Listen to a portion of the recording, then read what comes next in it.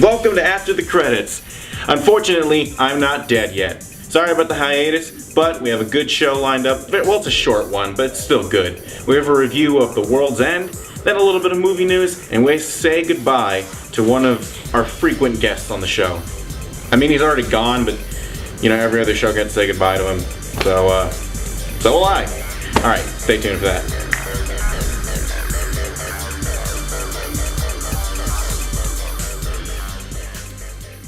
Welcome back. Alright, we're going to start off with my review of The World's End. Now, I've been waiting for this movie forever. I watched Shaun of the Dead in 2003, I think, and 3 years later I watched Hot Fuzz, and I couldn't believe that I hadn't seen these movies already, because those two are just perfect movies. If you haven't seen them, you should see them right. Don't stop watching this review and watch those movies right now.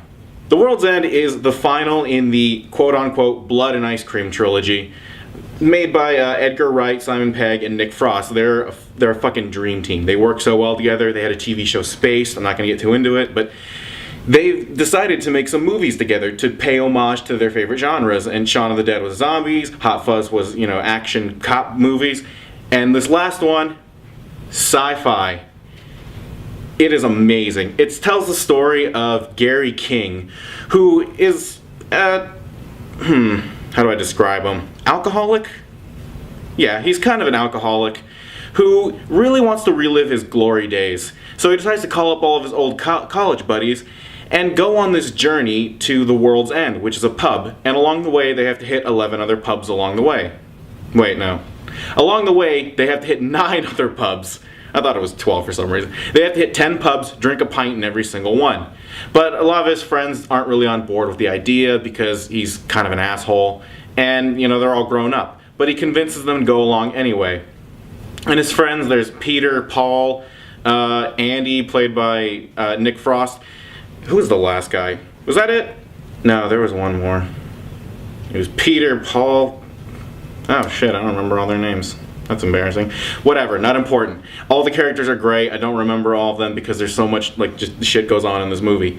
So, on their way to the pubs, they realize that, you know, Gary's kind of a lying dick. He manipulated all of them to get there.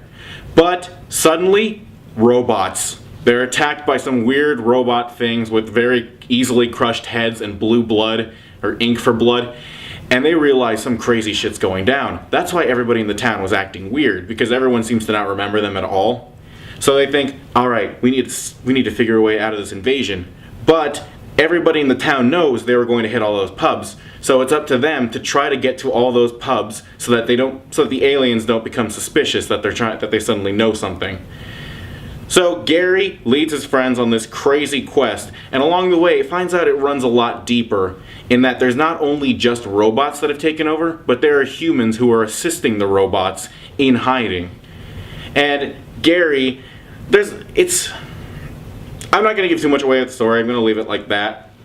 But Gary is a really dynamic character. You know, he starts off as just this asshole who doesn't care about anyone else, but there's some revelation that comes in towards the end that I'm not going to spoil because this movie should not be spoiled by anyone. Everyone should go see it. There's this revelation that comes in where you realize that he's really just kind of a tortured soul, you know? And it's a nice, like, there's always some kind of drama when it comes to Edgar Wright films. There was some of it in Shaun of the Dead, when it's between Shaun and his mom, when his mom gets bitten, spoiler or whatever. And then there's a bit in Hot Fuzz between Nick Frost and his dad. And this one has the most drama of the three. It has a lot to say. And that doesn't bother me because the drama in this movie is never actually forced. It's just really eased in there. And it balances comedy and drama so well. I haven't seen a movie since 50-50 or Crazy Stupid Love that really balances drama and comedy this well. And the comedy is fantastic. Seriously, like, I complain about other movies like We're the Millers or Horrible Bosses, where I'm like, you know, their humor works, but for the most part, like, it's hit and miss. I don't think there was a single joke in this movie that I didn't laugh at least a little bit. Without saying too much of the best jokes, there's a line where I think Paul says WTF a lot instead of what the fuck, and then Gary just yells out, what the fuck does WTF mean? And I've heard that joke before. It's not really original, but Simon Pegg delivers it in such a way that it just feels brand new and it's hilarious all over again. And you know, they had an ensemble that was so amazing. They had Simon Pegg, Nick Frost, Martin Freeman, fucking Pierce Brosnan was in it, and he was amazing in it. And the cast just delivers their lines so perfectly. It was like a comedic mashup of genius. Edgar Wright really knows how to write characters, and Simon Pegg, they both wrote it.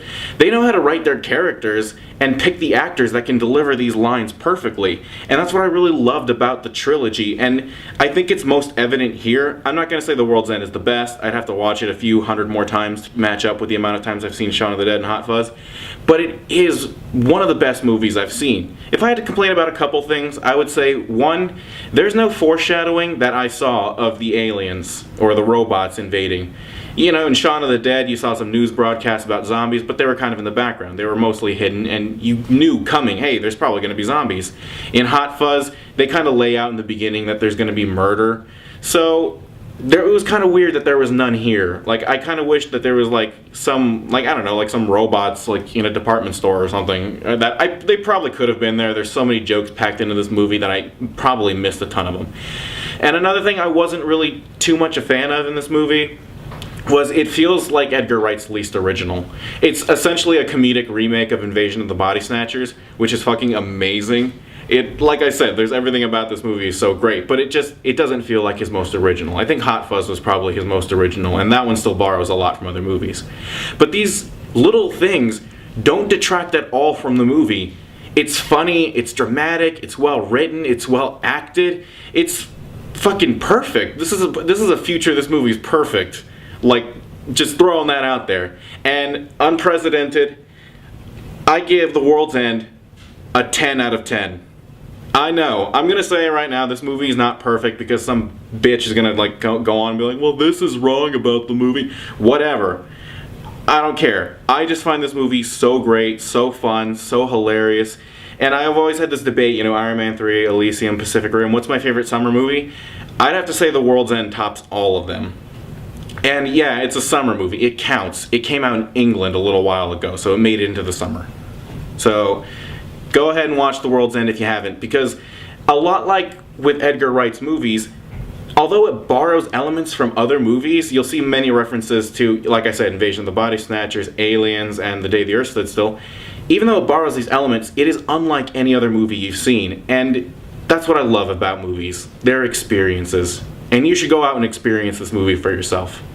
And Edgar Wright and Simon Pegg, if you guys are watching this by some offhanded chance, if you're watching this, this one's to you. And I wish I could write nearly as well as you two do.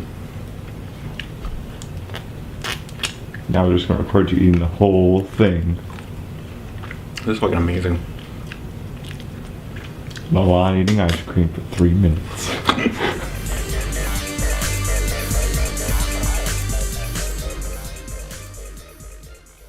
In box office news, Lee Daniels' The Butler came out on top, #1 this weekend, and it's generating a lot of Oscar buzz, which makes a lot of sense. You put a bunch of black people into a movie, you either get Friday or Boys in the Hood. Comedy or really, really great movie worth a lot of Academy Awards. Other news in the box office, Kick-Ass is getting its ass kicked by We're the Millers. Kick-Ass 2 didn't generate a lot of money, it's still not, and We're the Millers came out a week before it, and it still made more money last weekend than Kick-Ass 2. So, Mark Millar. That's for Mark Stack, to you. In other news, Don John, in other news, Joseph Gordon-Levitt's first feature film that he wrote and directed, Don John's Addiction, or just Don John, I'm not entirely sure of the movie's title, comes out in September, and it's getting a lot of great reviews. So I can't wait to see it. I haven't seen a movie about sex addiction since Shame. So, will we see Jiggles' penis? Hopefully not. In other news, Mel Gibson got ripped for Expendables 3. We'll flash up a picture real quick. So, he's buff now. Unfortunately, he's still a racist. So now he's a racist who can kick your ass. Look out, Jews. Mel Gibson's on the loose. And finally, Ben Affleck signed on for multiple Batman movies, which apparently people don't take kindly to. There's currently an online petition to President Barack Obama to have it be illegal for Ben Affleck to be in a Batman movie for the next 200 years. Guys, I know he made Daredevil. I know, like, the first time he was a superhero, it kind of screwed up, but that wasn't his fault. Okay? Just relax. Ben Affleck's a great actor. He's an even better director. I would prefer him to direct a movie than to star in a movie, but he's great. You ever watch Argo? It's fantastic. So, lay off of him. Come on, he's getting way too much hate for what he's doing. He's a good actor. Let him do his thing. Who knows? He might be the best Batman. I'm not saying he's going to be, but whatever. Quit being so defensive of Batman. It's just another iteration of a character we already know. Does it matter that much?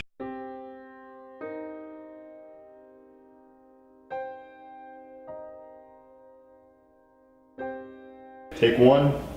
Action. Now, I have watched. So, I don't know what to do with my hands. Tune in next week, and we'll have some more reviews. Well, probably just one review. We're trying to shorten the episodes down. So, see you next week, and lay off of Ben Affleck. After the Credits is filmed in front of a live studio dog